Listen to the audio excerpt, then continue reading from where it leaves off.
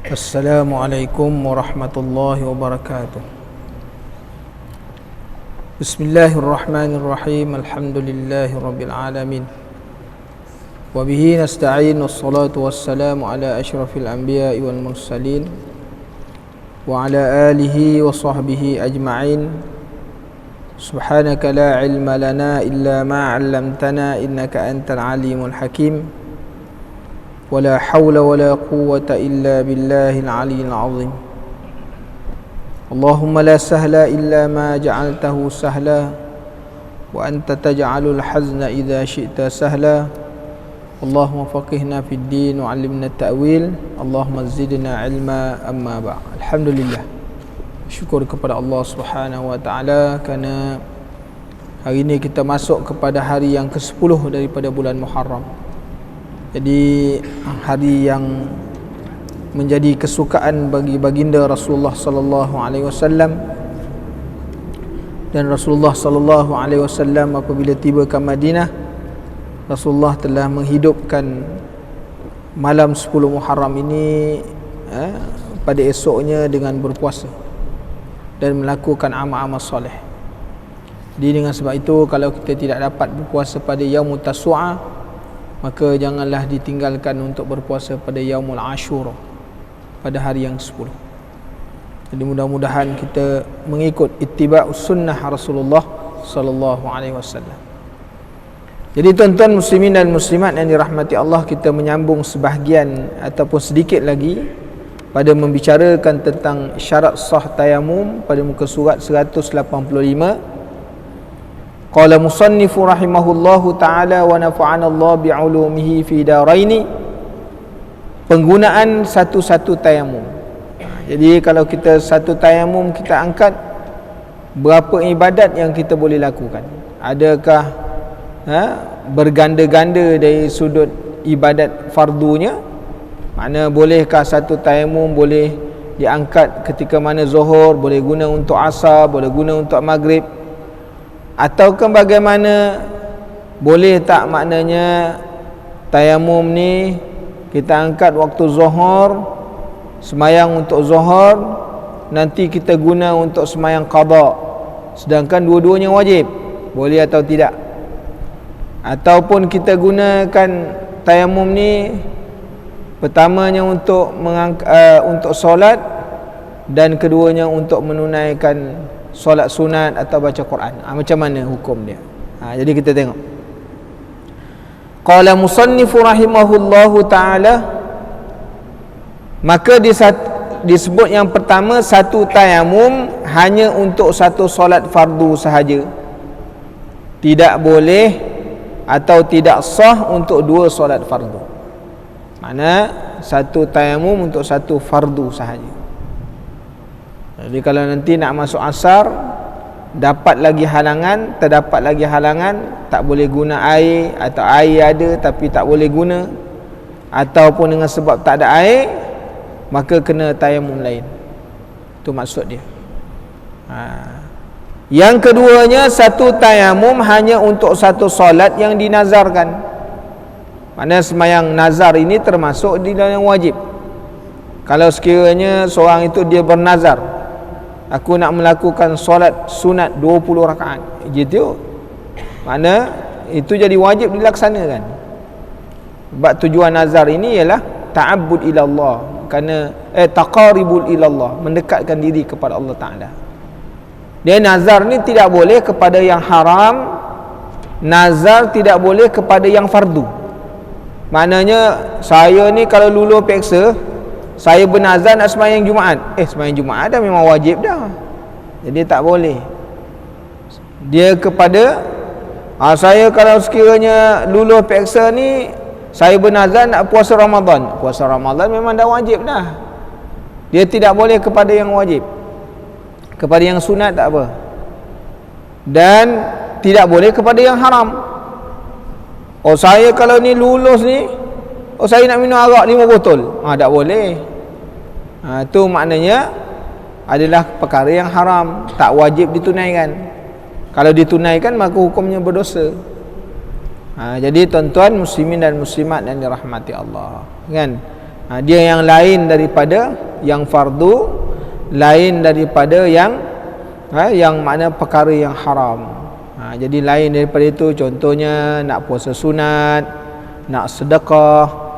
Kalau sedekah yang wajib tak boleh. Contohnya zakat, itu tak boleh sebab memang dah wajib. Jadi tuan-tuan, ni kita kena faham dalam masalahnya kan. Yang ketiganya, satu tayamum hanya untuk satu fardu sahaja, tidak sah untuk dua tawaf fardu. Mana tawaf, kalau guna tayamum untuk satu fardu, untuk satu tayamum tu untuk satu tawaf sajalah yang fardu. Maka kalau nak melakukan tawaf yang kedua yang hukumnya dia juga fardu, maka kena tayamum yang lain. Jadi dia tak boleh berganda dalam soal ibadat pada benda yang fardu. Ni pada hukum tayamum. Yang keempatnya, tidak sah menghimpunkan satu tayamum untuk tawaf fardu dan solat fardu. Dua ibadat yang berbeza tapi kedua-duanya fardu. Tadi dua-duanya fardu, benda yang sama, tak boleh juga. Contohnya dia tawaf, habis je tawaf fardu, masuk waktu zuhur. Tadi dia tawaf guna dengan tayamum, masuk waktu zuhur. Boleh tak digunakan tayamum yang diguna tawaf tadi untuk mendirikan salat zuhur? Maka hukumnya tak boleh. Dia kena ambil tayamum yang lain untuk solat pula. Okey. Yang seterusnya, tidak sah menghimpunkan satu tayamum untuk khutbah Jumaat dan solat Jumaat. Tak boleh, sebab solat Jumaat itu fardu, khutbah itu fardu. Tidak sah Jumaat tanpa khutbah, kan? Ada dua perkara yang berbeza. Sebab itu orang yang nak membaca khutbah mesti bersih daripada hadas kecil atau hadas besar. Sekiranya terbatal, dia kena mengambil wuduk, sama ada menyambung atau memulakan semula bacaan dia, kan, bacaan khutbah. Kerana sebahagian daripada ulama mengatakan khutbah itu ialah 2 rakaat daripada zuhur. Bagi yang mengatakan 2 rakaat bagi zuhur, bagi mazhab orang yang berpegang mengatakan bahawa 2 rakaat khutbah itu 2 rakaat daripada zuhur, maka hukum dia wajib mendengar khutbah. Wajib. Kalau tak dengar tak sah. Ada? Bagi kita tak. Bagi mazhab Syafi'i tak. Mazhab yang lain. Jadi orang yang berpegang pada mazhab tu, kalau dia tak dengar khutbah tak sah. Sebab tu dia kena dengar. Kan? Kita ni imam baca khutbah, kita lena. Dah solat baru bangun kan. Jadi itu berbeza. Hukumnya sah tak? Sah. Kalau ada 40 orang cukup. Kita bukan 40 orang ni, ramai yang mendengar. Tidur sampai akhir pun tak apa. Nak. Jadi tuan-tuan, muslimin dan muslimat yang dirahmati Allah, kerana pegangan dalam mazhab Syafi'i 2 rakaat itu bukan ganti daripada zuhur. Jadi tuan-tuan, muslimin dan muslimat yang dirahmati Allah, seterusnya harus menghimpunkan satu tayamum untuk satu fardu dan solat mu'adah. Solat yang diulang, kan? Usalli sunatan mu'adatan, kan? Solat yang diulang boleh. Dan harus menghimpun satu tayamum untuk satu solat fardu dan beberapa solat sunat. Dia kalau solat sunat tak apa, kan? Kita lepas sembahyang fardu nak buat solat sunat qabliyah ke ba'diyah ke, maka ianya dibolehkan. Ini antara beberapa perkara yang perlu kita faham dalam masail tentang masalah tayamum. Tuan-tuan muslimin dan muslimat yang dirahmati Allah, masuk kepada fasal yang ke-16, 16, rukun tayamum. Rukun tayamum. Faslun, furudut tayammumi khamsatun. Awwalu naqlut turabi, as-sani an-niyatu, as-salisu mashul wajhi, ar-rabi'u mashul yadaini ilal mirfaqaini, al-khamisu tartibu bainal mashataini.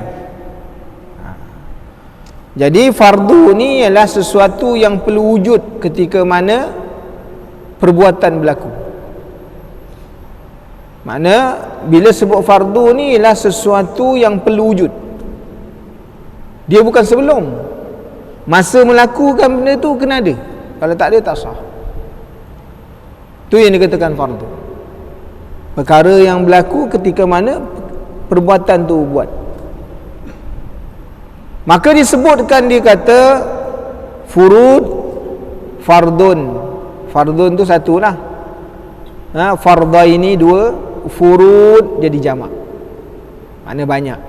Lebih daripada satu tu kan. Lebih daripada tiga.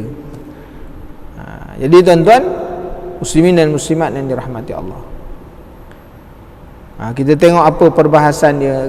Keadaan tidak boleh menggunakan satu tayamum yang digabung dengan ibadat fardu yang lain.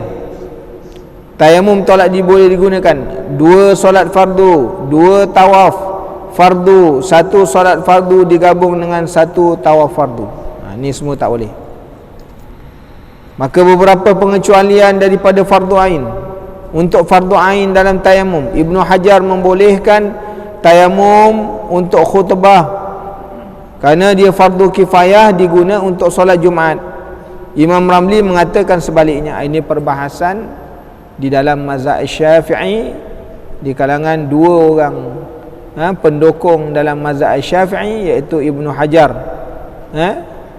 Asqalani dan Imam Ramli. Ini 2 orang pendukung dalam mazhab Syafi'i ini. Dia ada berbeza sikit. Dia ada perbahasan, ada khilaf di kalangan mereka kan. Jadi bila disebut tentang fardu ni, dia ada 5 perkara. Yang pertama, naqlul turabi, memindahkan debu tanah yang suci. Ada? Iaitu memindahkan debu tanah ke tapak tangan dengan ditepuk kedua-duanya kepada tanah yang berdebu sebanyak 2 kali tepuk. Kan? Dia kata apa?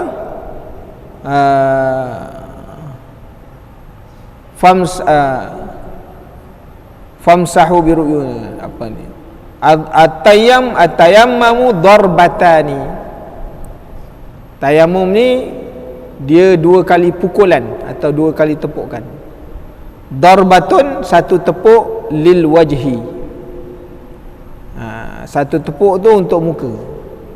1 tepuk lagi, wa darbatun lil yadaini, untuk 2 tangan. Jadi 2 kali ya.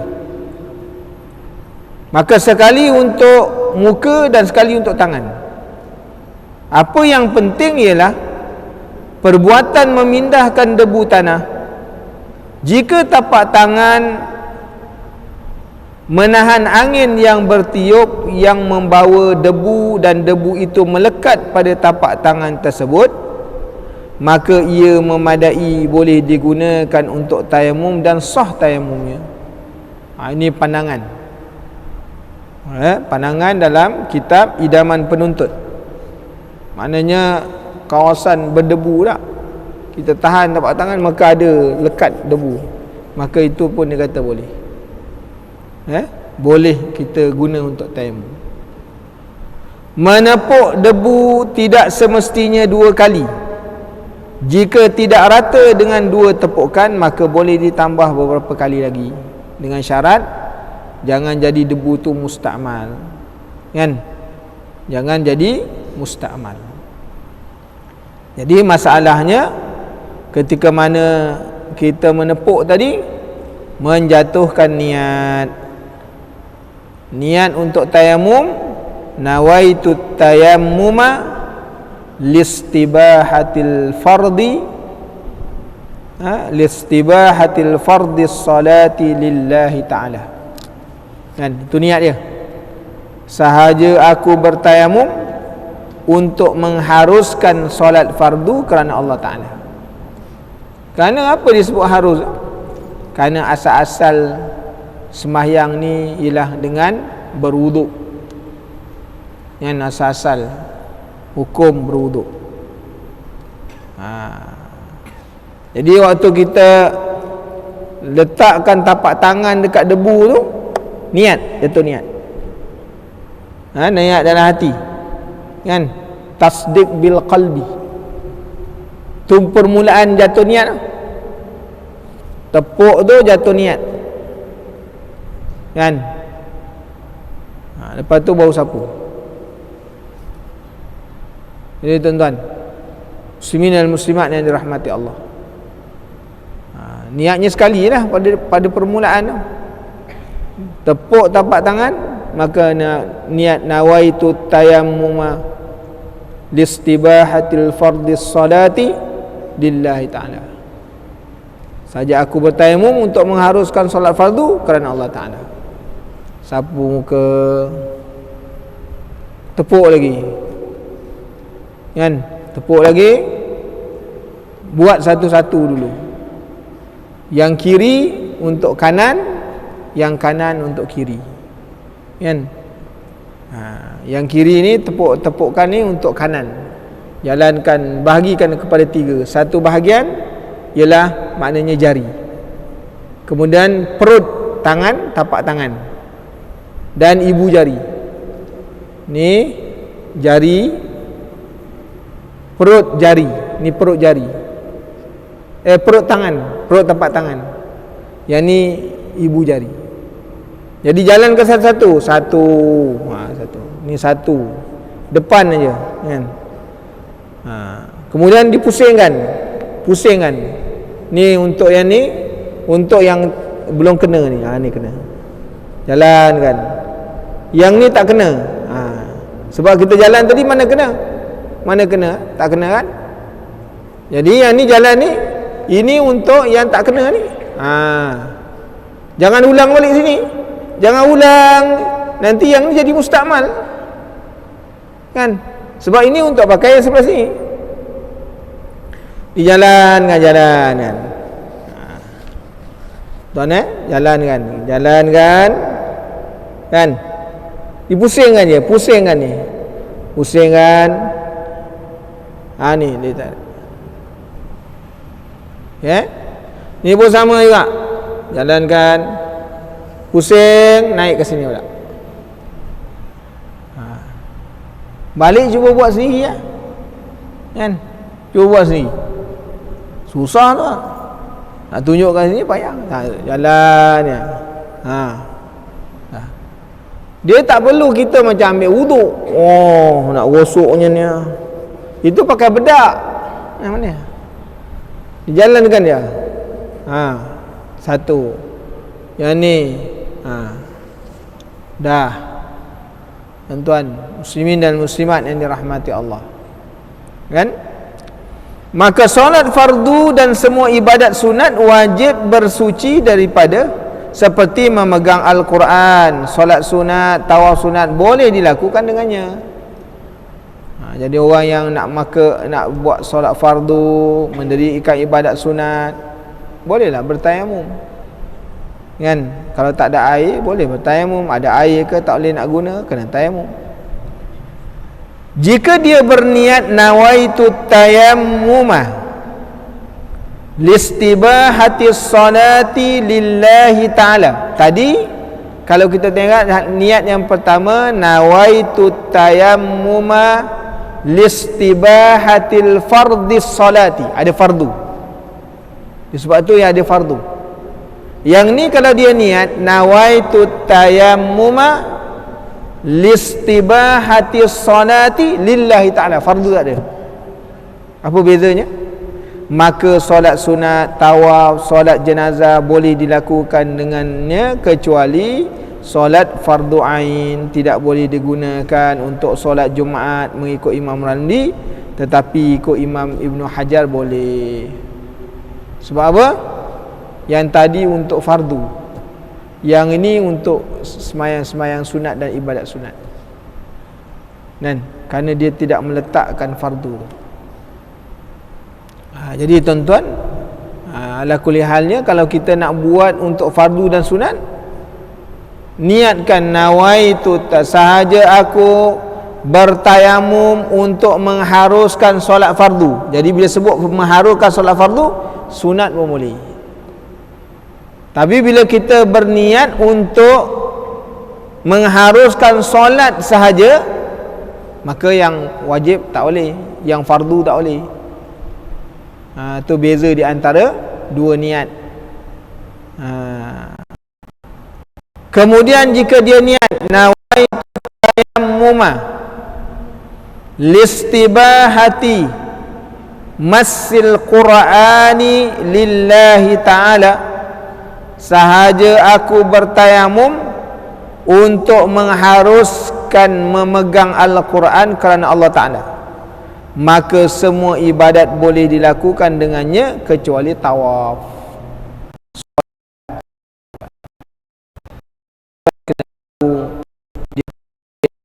Ketiga-tiga niat tadi, ketiga-tiga niat ni tadi, tuan-tuan muslimin dan muslimat yang dirahmati Allah kena tahulah, kan? Maka tidak wajib menyampaikan debu ke tempat tumbuh rambut. Tidak wajib kita menyampaikan. Jadi yang pertama memindahkan debu tanah, yang keduanya niat, yang ketiganya menyapu muka. Ada. Jadi rambut ni bukan tempat tayamum, kan? Rambut bukan tempat tayamum. Sekiranya kepala kita ni berbalut atau luka, dia tayamumnya tetap muka dan tangan. Jangan ada tayamum kepala pula, kan? Ini malukan tok guru namanya. Tahu? Pergi tayamum kepala, kan? Mana-mana anggota luka berbalut, tayamumnya tetap muka dan tangan. Tak boleh kena air kaki, tayamum muka dan tangan. Tak boleh kena kepala air, muka dan tangan tayamum. Tetap muka dan tangan. Jangan tayamum tempat lain, tuan-tuan, kan? Jadi tak boleh mandi, contohnya mandi hadas besar, jangan mandi debu. Tetap juga maknanya mandinya basuh muka dan tangan. Jangan ada yang mandi debu so. Memang keluar metro jawabnya. Jadi tuan-tuan muslimin dan muslimat yang dirahmati Allah, kan? Okey. Kemudian yang seterusnya menyapu kedua tangan hingga siku. Yang seterusnya tertib antara dua sapuan. Sapuan ni mesti tertib. Muka dulu, tangan. Sapu muka dulu, kemudian barulah tangan. Jika menyapu tangan dulu kemudian baru muka, maka yang sah hanya muka sahaja. Tangan tak sah, makna kena ulang balik.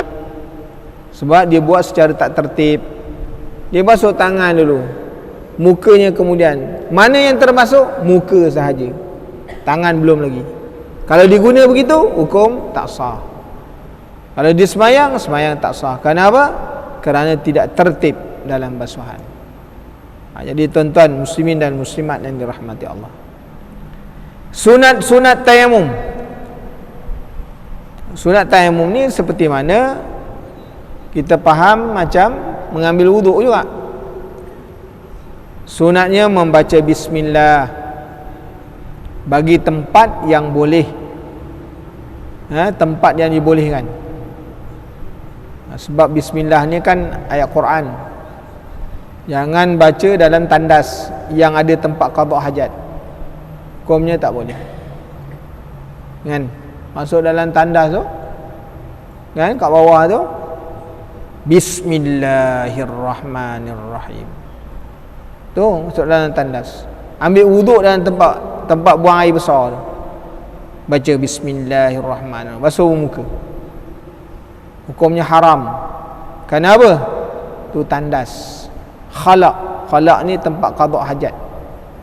Orang Melayu kita panggil jamban lah, senang kan? Tak boleh. Mana boleh membaca Quran dalam tandas, kan? Yang keduanya, mendahulukan anggota kanan daripada yang kiri. Dahulukan mana? Kanan dulu, kan? Sebab apa dia kata al-yaminu barakah? Kanan ni berkat. Sebab tu mula mana-mana kanan. Pegang suatu benda kanan, melangkah kanan, masuk masjid kanan, makan tangan kanan. Tak. Tapi kepada benda-benda yang cemar kiri, kan? Masuk tandas kiri, tak? Jadi ketika mana istinja kiri. Jadi tuan-tuan muslimin dan muslimat yang dirahmati Allah, yang ketiganya tertib. Tertib ni maksud apa? Mendahulukan mana yang dulu dan mengemudiankan mana yang kemudian. Itu tertib. Maknanya tersusun. 1, 2, 3. Jangan 1, 3, 5. Itu tak tertib, kan? Mengikut susunan. Jadi tuan-tuan muslimin dan muslimat yang dirahmati Allah, di dalam sebahagian kitab ditambah sunat ketika mana nak bertayamum ni bersiwak. Makna gosok gigi dulu, kan? Sebelum bertayamum siwak, sama ada dengan kayu siwak ataupun sesuatu yang kasar yang boleh menghilangkan, kan, kotoran pada gigi atau bau. Yang keduanya mualat, kan? Dan yang ketiganya menipiskan debu yang ada pada kedua tapak tangan. Jangan tepuk aja terus sapu. Tepuk dulu, mesti ditipiskan dengan melagakan belakang tangan, lagakan, kan? Ataupun lagakan begini atau laga gini. Yang keempatnya merenggangkan jari jemari ketika mengambil debu. Jangan rapat, jangan macam ni, macam ni. Jari ni renggang. Ni kalau ada cincin kena buka dulu. Cincin jangan pakai. Tak. Kalau ambil air semayang tak apa. Kalau tayamum jangan, sebab nanti tak sampai, debu tak sampai. Jadi tepuk. Tak. Ni tangan, kan? Renggangkan. Okey. Seterusnya menghadap kiblat. Ni ditambah dalam kitab yang lain. Ada ataupun perkara-perkara sunat ketika mana mengambil tayamum. Kenapa tayamum untuk wuduk sama dengan tayamum untuk janabah, iaitu junub atau hadas besar? Orang nak bersemayang, nak mendirikan solat, ketika mana dia bertayamum, muka dengan tangan juga. Ketika mana dia berhadas besar, tak boleh guna air, basuh tangan dengan basuh muka tangan juga. Kenapa tak mandi? Mandi dengan debu, kenapa tak buat gitu? Kenapa mesti dengan basuh muka dan tangan juga? Ini dijawab. Ketika bertayamum untuk wuduk dan bertayamum untuk janabah atau hadas besar, tempat yang disapu dengan debu tanah adalah sama, iaitu muka dan tangan sahaja. Sebabnya ialah tayamum adalah satu keringanan atau rukhsah yang menghilangkan sesuatu yang boleh menghadang mani', Manik itu maksudnya tegahan. Solat dan tayamum bukan untuk mengangkat hadas, sama ada hadas kecil ataupun besar. Dia cuma nak menghilangkan manik. Itu sebab dia kata at-tayammuma listibah, untuk mengharuskan. Kalau kita ambil wuduk, nawaitul wuduk, kan? Nawaitul wuduk atau nawaitu rafa'al hadasil asghar. Nah, itu dia. Berbeza tu. Kalau kita tayamum, nawaitu tayammuma listibah, kerana mengharuskan. Jadi mandi, ambil wuduk, kenapa basuhannya sama muka dengan tangan ketika tayamum? Kerana itu kerana nak mengangkat manik atau menghilangkan manik, tegahan, dengan sebab tak ada air tadi. Ambil tayamum untuk bolehkan sembahyang. Dengan sebab tak ada air atau tak boleh guna air tadi, nak mandi tak boleh guna air, maka menegah daripada tak boleh mandi untuk ibadat tadi, maka bertayamum, muka dan tangan juga, mandi dia. Itu tuan-tuan muslimin dan muslimat yang dirahmati Allah. Jadi selesai pada hukum fardu rukun. Masuk kepada fasal yang ke-17. Jadi tayamum ni juga ada perkara yang membatalkan. Seperti mana wuduk ada perkara membatalkan, maka tayamum juga ada perkara yang membatalkan. Faslun mubtilatut tayammumi salasatun. Perkara yang membatalkan tayamum itu 3 perkara. Kan? Disebut itu sebagai contoh, seorang yang berhadas kecil atau hadas besar tidak boleh solat kerana sakit, yang tidak boleh kena air atau menghalang, atau memang tidak ada air untuk membolehkan solat, ia boleh bertayamum. Jadi tayamum tadi berfungsi untuk membolehkan solat, bukan untuk mengangkat hadas. Tuan-tuan, hadasnya tak terangkat lagi tu, kan? Kerana nak membolehkan, jika dia sudah ada air, ia hendak mengangkat hadas besar dengan mandi wajib. Jadi tuan-tuan, jadi untuk kerana nak membolehkan solat tu, tertegah dia nak mandi tak boleh, tapi kerana nak semayang, ambil tayamum kerana nak membolehkan semayang. Itu dia punya asbab dia. Jadi perkara yang membatalkan, mubtilatun, yang membatalkan solat, membatalkan tayamumnya ada 3. Yang pertama, ma abtalal wudu'a, apa-apa yang membatalkan wuduk juga membatalkan tayamum. Ia berlaku jika tayamum bertujuan untuk mengangkat hadas kecil. Jika hadas besar, tayamum tidak batal apabila terdapat perkara-perkara yang membatalkan wuduk. Sama juga mandi. Tuan-tuan tadi ambil wuduk sebelum mandi hadas besar, ambil wuduk secara sempurna, ada? Ambil wuduk secara sempurna. Tuan-tuan pun mandi hadas besar. Dalam mandi itu tuan-tuan tidak melakukan perkara-perkara yang membatalkan wuduk. Tak sentuh mana-mana yang tak boleh sentuh. Boleh tak wuduk tadi guna untuk sembahyang? Boleh, kan?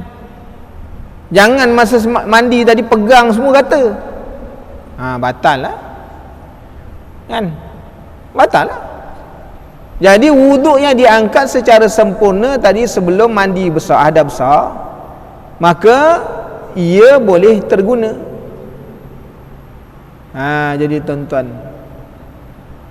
jadi orang yang berhadas besar, tayamum tidak batal. Contohnya, Rasulullah dia semayang subuh, Kemudian dia teringat dalam sembahyang belum mandi hadas besar. Dia pergi mandi. Lepas tu datang balik sembahyang. Tak ambil wuduk dah. Kan? Kerana apa? Hadas besar tadi tidak membatalkan wuduk selama mana tak berlaku perkara-perkara yang membatalkan. Tuan-tuan faham tu? Jangan keliru pula.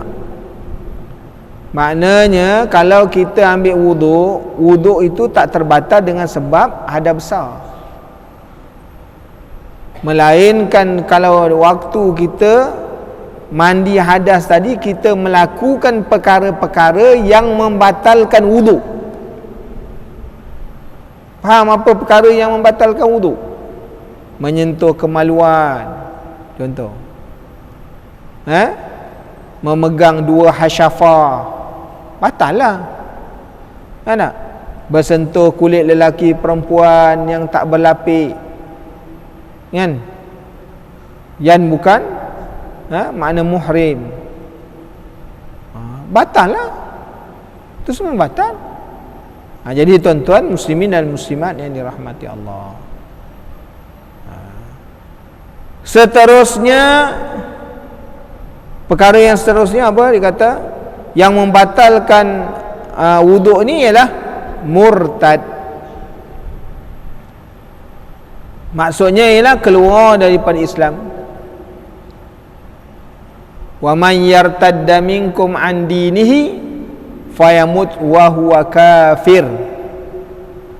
Siapa yang murtad atau kembali ke belakang daripada agamanya, maka fa huwa kafir, dia jadi kafir. Itu ayat Quran kan. Jadi tuan-tuan, orang keluar daripada agama murtad, dinamakan dia murtad, kan? Atau disebut dengan nama riddah. Tu orang murtad ada. Dan murtad ni dia diberi tempoh dalam dia termasuk jenayah syar'i. Dia jenayah. Orang murtad ni jenayah. Jadi dia beri tempoh untuk dia bertaubat. Jadi tuan-tuan muslimin dan muslimat yang dirahmati Allah, berlaku pada zaman Sayyidina Abu Bakar As-Siddiq kumpulan riddah, pelampau-pelampau, mereka murtad yang diketuai oleh Musailamatul Kazzab, kan? Musailamatul Kazzab, yang mengaku jadi nabi, kan? Jadi nabi. Jadi tuan-tuan muslimin dan muslimat yang dirahmati Allah, murtad membatalkan tayamum kerana ia taharah yang lemah, iaitu kerana sekadar untuk meminta izin untuk membolehkan ibadat. Dan murtad tidak membatalkan, maknanya wuduk, kerana ia taharah yang kuat. Jadi tuan-tuan muslimin dan muslimat yang dirahmati Allah, ni dibahaskan tau, ada perbahasan dia. Jadi orang yang keluar daripada Islam, tayamumnya batal. Tapi murtad tidak membatalkan wuduk. Murtad tidak membatalkan wuduk kerana ia taharah yang kuat. Kerana tayamum ni kan kerana untuk mengharuskan. Kalau dah ada air, maka dengan sendirinya tayamum tu terbatal, tak boleh guna, kan? Sebelum nak sembahyang turun hujan, boleh tak guna tayamum? Tak boleh, kena ambil wuduk. Sebab dah ada air, manik dia dah hilang. Kita guna air, tak guna air tadi sebab tak ada air. Tengah nak baru nak sembahyang, hujan turun, dah terbatal lah. Kecuali kalau dah sembahyang. Itu bezanya tuan-tuan muslimin dan muslimat yang dirahmati Allah. Kemudian yang seterusnya ada sangkaan, ada air sekiranya dia bertayamum kerana tiada air. ada sangkaan air, ada air. Sekiranya dia bertayamum kerana tak ada air. Maksudnya apa? Dia merasakan tawahum. Ada waham dalam diri dia, ada air kerana melihat fata morgana. Fata morgana ni tuan-tuan apa dia tak? Kalau kita berjalan di jalan raya waktu panas terik, kita tengok dekat depan tu dia macam ada air. Nah, itu namanya fata morgana. Kita sampai kat situ tak ada pun. Itu namanya fata morgana. Dia tertipu, dia tengok depan ada air, dia pun buang air dalam botol. Sampai sana air tak ada, mati dia. Dia tuan-tuan, kita pergi padang pasir pun macam tu, tengok macam depan tu ada air, tapi itu cuma bayangan aja. Jadi kita ni, iman kita ni jangan macam tu, macam fata morgana. Tak boleh, dia tak mantap kan. Jadi tuan-tuan, muslimin dan muslimat yang dirahmati Allah, lalu dia kata ia melihat fata morgana atau awan yang mendung. Batal tayamumnya jika ada perasaan sebegini, jika masih belum solat, iaitu di luar solat. Tapi jika sudah berada dalam solat, tidak batal. Ini orang yang ada waham, mengatakan air ada. Kalau dia sebelum semayang, maka tayamum batal. Kalau dalam semayang, tak batal semayang. Ini keadaannya, hukum dia. Keadaan solat yang didirikan dengan tayamum. Orang bertayamum semayang nak kena qada, tak kena qada, perlu ulang ke tak perlu ulang. Jika dia solat di tempat yang biasanya memang tidak ada air, maka solatnya tak perlu diulang. Dia setempat tu memang air selalu tak ada. Kalau ada pun kadang-kadang, kata Piramli, kadang-kadang, jarang-jarang dengan selalu lah. Jadi tempat tu memang kita kata bukan kadang-kadang, jarang-jarang, jarang-jarang ada air. Jadi memang kebiasaannya tak ada air. Kalau dia bertayamum, maka dengan semayang tadi tak perlu qada balik, tak perlu ulang balik. Yang keduanya, jika di tempat itu kadang-kadang ada air, kadang-kadang tidak, iaitu sama banyak di antara ada air dengan tak ada air, maka solatnya tidak perlu diulang. Dia seminggu ada air, seminggu tak ada air, besok seminggu ada air balik, sama banyak, ada air dengan tak ada air sama, maka semayang pun tak perlu ulang. Ni kita ambil ingatan tuan-tuan, kena kalau sekali-sekali tempat kita baru ni air tak ada, kolam pun kering kan. Tapi itu tak boleh tayamum lagi sebab air mineral ada. Air mineral jual lagi, boleh guna air mineral kan. Air mineral pun guna untuk minum. Kalau buat wuduk, maka tak minum kita, tayamum. Tapi tengok mineral tu dijual, kita masih boleh dapat minum lagi, belum wajib lagi tayamum. Walaupun dia punya kolam kering, dicatu air masih boleh dapat air. Okey, seterusnya yang ketiga, jika di tempat itu biasanya ada air, biasa, tiba-tiba tidak ada air ketika dia berada di situ. Tempat tu memang biasa ada air. Kita sampai dekat kampung tu kerana walimatul urush, hari yang berlaku walimatul urush tu, Sam dia pergi potong air.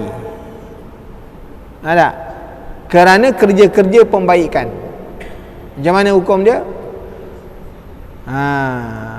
Maka solat orang macam ni perlu diulang semula, sebab lazim tempat tu ada air. Apabila ada air kerana solat itu, adalah untuk menghormati dan meraihkan waktu sahaja. Jadi tuan-tuan muslimin dan muslimat yang dirahmati Allah, maka pengarang menambah ada kemampuan untuk membayar harga air tanpa ada penghalang seperti hutang, hilang sebab-sebab yang membolehkan tayamum, kan? Menambah dua perkara lagi lah. Jadi tuan-tuan kena tahu apa yang kena ulang kalau bertayamum, ketika mana kena ulang, ketika mana tak perlu ulang.